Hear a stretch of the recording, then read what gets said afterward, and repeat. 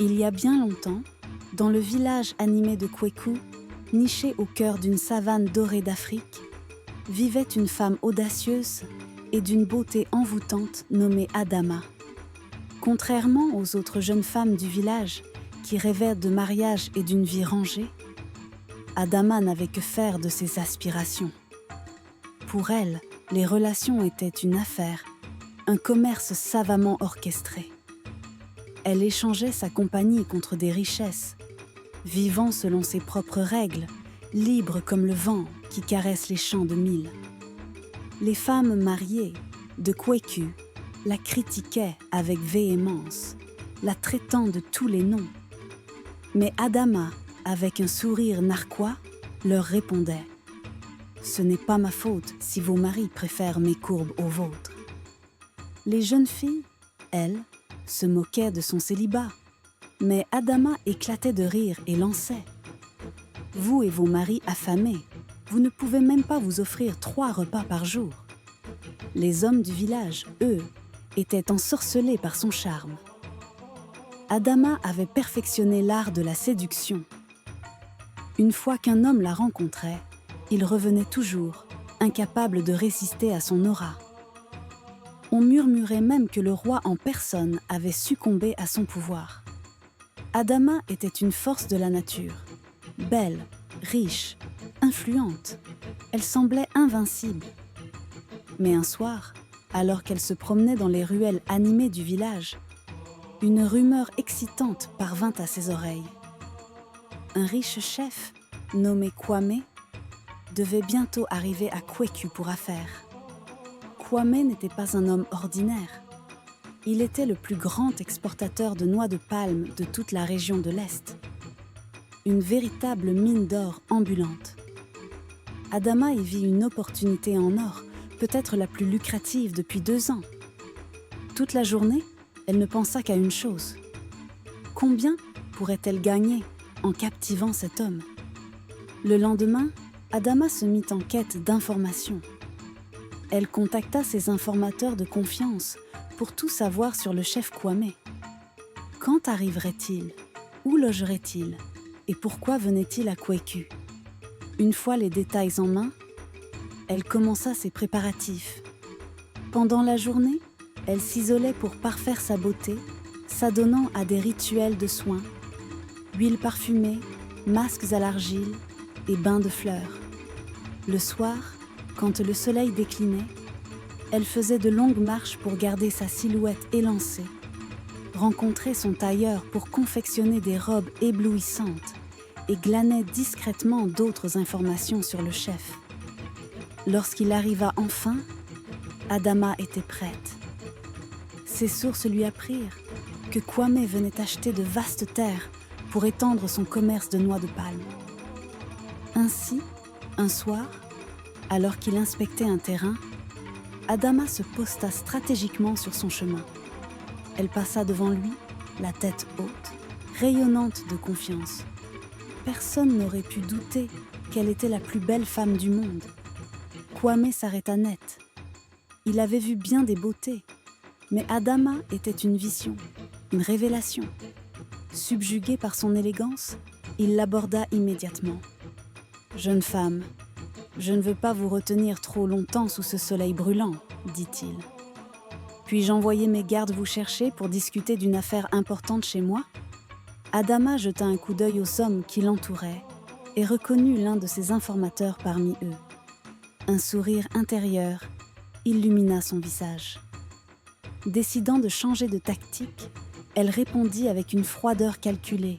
« Je suis occupée. » Puis, sans un mot de plus, elle s'éloigna, sachant pertinemment que son contact guiderait Kwame jusqu'à elle. Elle savait aussi que ce rejet attiserait son désir. Comme prévu, ce soir-là, Kwame se présenta chez elle, guidé par son informateur. Il envoya une servante la chercher, mais Adama répondit qu'il était trop tard, qu'elle se préparait à dormir. « S'il tient tant à me voir, qu'il revienne demain matin, » fit-elle dire. Kwame, piqué au vif, se sentit insulté, mais son envie de rencontrer cette femme l'emporta. Il revint le lendemain à l'aube, comme s'il venait acheter les terres qu'il convoitait. Adama savait qu'elle le tenait. Lorsqu'il se présenta, elle l'accueillit avec un sourire énigmatique. Kwame s'exprima avec fougue. « Vous me plaisez, Adama. Je veux prendre soin de vous. » Elle éclata de rire. « Beaucoup d'hommes m'ont fait cette promesse et je les ai tous repoussés. Qu'avez-vous de plus à offrir ?» D'un geste assuré, Kwame ordonna à ses gardes de déposer à ses pieds des cadeaux somptueux. De l'or, des perles, des tissus précieux. Adama jubila intérieurement. Sans même avoir partagé son lit, elle était déjà plus riche. Elle lui demanda de revenir le soir. Bien sûr, il obéit. Cette nuit-là, ils s'abandonnèrent l'un à l'autre. Pendant tout le séjour de Kwame à Kweku, Adama passa ses nuits avec lui, recevant chaque jour des présents plus fastueux. Lorsqu'il quitta le village, il promit de l'emmener comme compagne lors de ses prochains voyages. Adama haussa les épaules. Ce qu'il lui avait offert dépassait déjà toutes ses attentes. En le regardant partir, elle murmura « Ce jeu est le mien et je gagne toujours. » Mais elle se trompait. Cette fois, elle avait joué un jeu dangereux. Kwame avait 3 épouses, des femmes féroces prêtes à tout pour protéger l'héritage de leurs enfants. À son retour, l'une de ses gardes, loyale à ses épouses, leur raconta tout, les nuits avec Adama, les cadeaux somptueux. Furieuses, les épouses décidèrent qu'il fallait mettre fin à cette liaison. Cette femme doit être arrêtée avant que cela ne devienne sérieux, déclara l'aînée. Les autres acquiescèrent. Lorsque Kwame partit à nouveau pour affaires, ses épouses rassemblèrent un groupe d'hommes robustes et se rendirent à Kweku, déterminées à confronter Adama.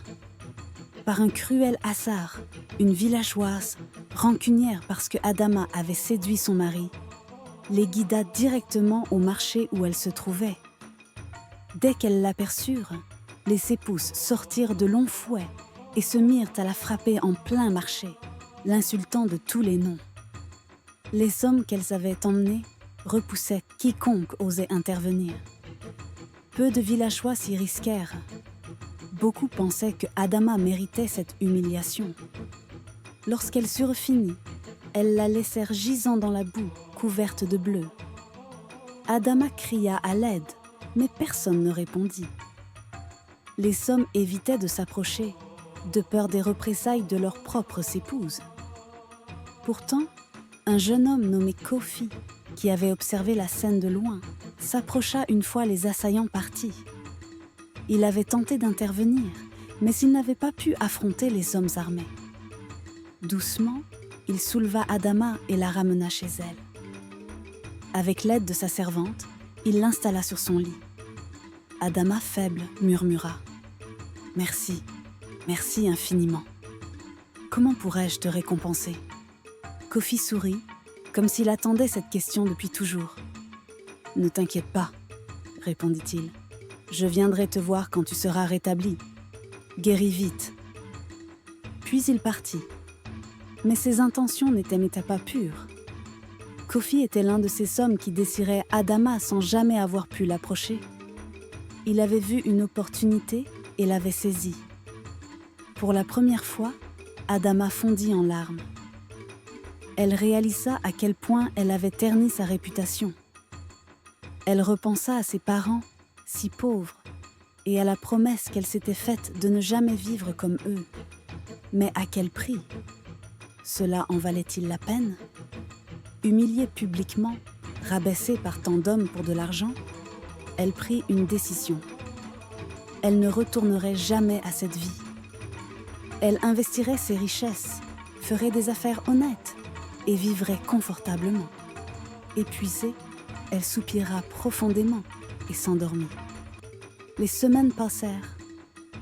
Adama, bien que physiquement guérie, restait cloîtrée chez elle, trop honteuse pour affronter les regards du village. Mais un jour, Kwame revint.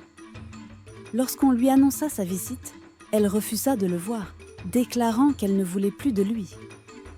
Il insista, jurant qu'il avait appris l'attaque de ses épouses et qu'il avait pris des mesures pour que cela ne se reproduise plus. Adama, tentée, sentit sa résolution faiblir. Elle le laissa entrer. Kwame s'excusa, exprimant combien elle lui avait manqué. Puis il lâcha. « Épouse-moi, Adama. Je ne peux cesser de penser à toi. » Adama ne fut pas surprise. Elle avait entendu ce genre de promesse auparavant. Mais cette fois, l'offre tombait à pic. Elle avait juré de changer de vie et devenir l'épouse de Kwame lui garantirait une existence sans soucis financiers. Après réflexion, elle accepta. Une nouvelle assurance l'envahit. Escortée par les gardes que Kwame lui avait laissés, elle se remit à parader dans le village, défiant du regard ceux qui s'étaient moqués d'elle. « Pensiez-vous vraiment que je resterais à terre ?» lançait-elle, triomphante.